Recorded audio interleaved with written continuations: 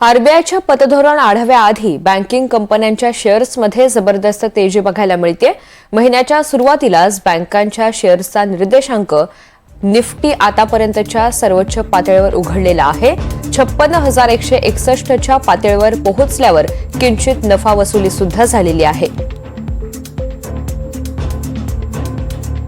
तर आरबीआयच्या पतधोरण आढाव्याआधी बँकिंग कंपन्यांच्या शेअर्समध्ये जबरदस्त तेजी पाहायला मिळते। महिन्याच्या सुरुवातीलाच बँकांच्या शेअर्सचा निर्देशांक हा बँक निफ्टी आतापर्यंतच्या सर्वोच्च पातळीवर उघडलेला आहे।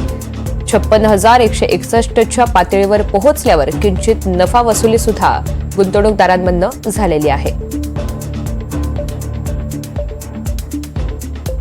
निनाद झारे आपल्या सोबत आहेत। अधिकची माहिती त्यांच्याकडून जाणून घेऊया। निनाद, आरबीआयच्या पतधोरण आढाव्याआधी बँकिंग कंपन्यांच्या शेअर्समध्ये जबरदस्त तेजी पाहायला मिळते। आजच्या सकाळच्या सत्रामध्ये नेमकं कसं चित्र आपल्याला पाहायला मिळतंय? 3 दिवस शुक्रवार, सोमवार आणि आजचा दिवस हे तिन्ही दिवशी बँकिंग बाजार जरी मरगळलेल्या अवस्थेत असला तरी बँकिंगचे शेअर्स नवे नवे उच्चांक गाठत होते। प्रामुख्याने सरकारी बँकांच्या शेअर्समध्ये चांगली तेजी बघायला मिळत होती।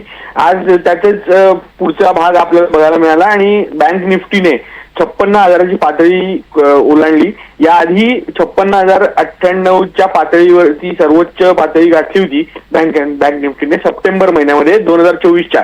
त्याच्यानंतर तिथपासून नफा वसुली होत गेली आणि बँक निफ्टी आणि इतर निर्देशांक म्हणजे निफ्टी असेल, सेन्सेक्स असेल खाली येत गेले। त्यानंतरच्या काळामध्ये मार्च महिन्यापासून पुन्हा एकदा खरेदी परतली असून आपल्याला बँक निफ्टी विशेषतः बँकिंगच्या शेअर्समध्ये मोठ्या प्रमाणात खरेदी बघायला मिळते। त्याचाच परिपाक आपल्याला आज बघायला मिळाला। 56,161 ची नवी पातळी बँक निफ्टीने गाठली आणि येत्या काळामध्ये म्हणजे उद्यापासून रिझर्व्ह बँक अगदी त्यामुळे आरबीआयच्या पतधोरण आढाव्याआधी आपण पाहतो एकंदरीतच बँकिंग कंपन्यांच्या शेअरमध्ये आज तेजी पाहायला मिळते। धन्यवाद सविस्तर माहितीसाठी।